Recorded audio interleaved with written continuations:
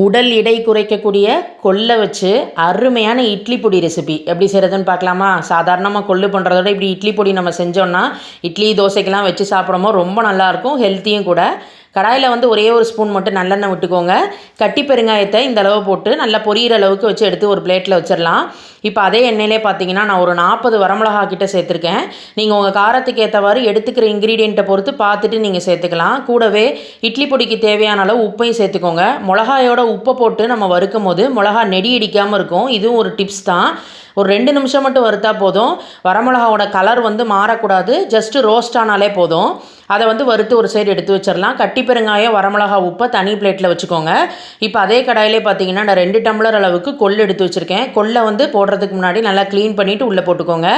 கொள்ளு வந்து கொஞ்ச நேரத்துலேயே நல்லா வாசனை வந்து லேசாக நிறம் மாறி படபடன்னு வெடிச்சு வரும். அந்த வரைக்கும் நம்ம வந்து கொள்ளை வறுத்தெடுக்கணும். பாருங்கள் இந்த மாதிரி. இப்போ வறுத்த கொள்ளை வந்து நம்ம ஒரு பிளேட்டில் மாற்றி வச்சிடலாம். தனியாக ஒரு பிளேட்டில் எடுத்து வச்சுருங்க. இப்போ அதே கடாயிலே பார்த்தீங்கன்னா உளுத்தம்பருப்பு சேர்த்துக்க போகிறேன். எந்த டம்ளரில் கொள்ளு எடுத்தோமோ அதே டம்ளர்லேயே 3/4 டம்ளர் அளவுக்கு உளுத்தம்பருப்பு எடுத்து வச்சுருக்கேன். அதை வந்து உள்ளே சேர்த்துடலாம்.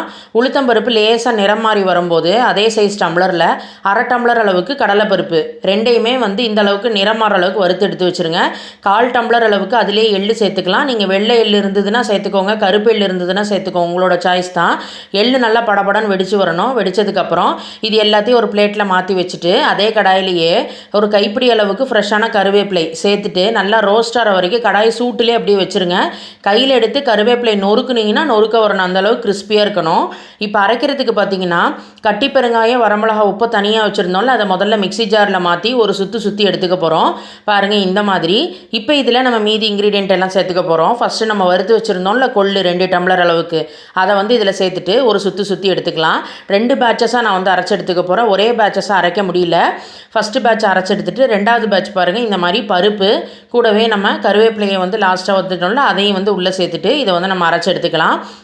2 பேட்சையும் இப்போ ஒன்றா போட்டு மறுபடியும் 2 தடவை மிக்ஸி முதல்ல பிளேட்டில் கொட்டி நல்லா மிக்ஸ் பண்ணி விட்டுருங்க. மிக்ஸ் பண்ணிவிட்டு 2 பேட்சாக மறுபடியும் மிக்ஸி ஜாரில் போட்டு அரைச்சி எடுத்தால் அருமையான கொள்ளு இட்லி பொடி ரெடி ஆயாச்சு. நல்லா ஏர்டைட் கண்டெய்னரில் ஸ்டோர் பண்ணி வச்சுட்டு இட்லி தோசைக்கெல்லாம் சர்வ் பண்ணிங்கன்னா ரொம்ப அருமையாக இருக்கும். நீங்கள் சாதத்தில் கலந்தும் சாப்பிடலாம், ரொம்ப நல்லாயிருக்கும் நல்லெண்ணெய் விட்டு. கண்டிப்பாக எல்லாருமே இந்த கொள்ளு பொடி ட்ரை பண்ணி பார்த்துட்டு ஃபீட்பேக்கை மறக்காமல் கமெண்ட் பாக்ஸில் ஷேர் பண்ணுங்கள். மணக்கோலம் குக்கிங் சேனலை ப்ளீஸ் ஃப்ரெண்ட்ஸ் சப்ஸ்கிரைப் பண்ணிக்கோங்க.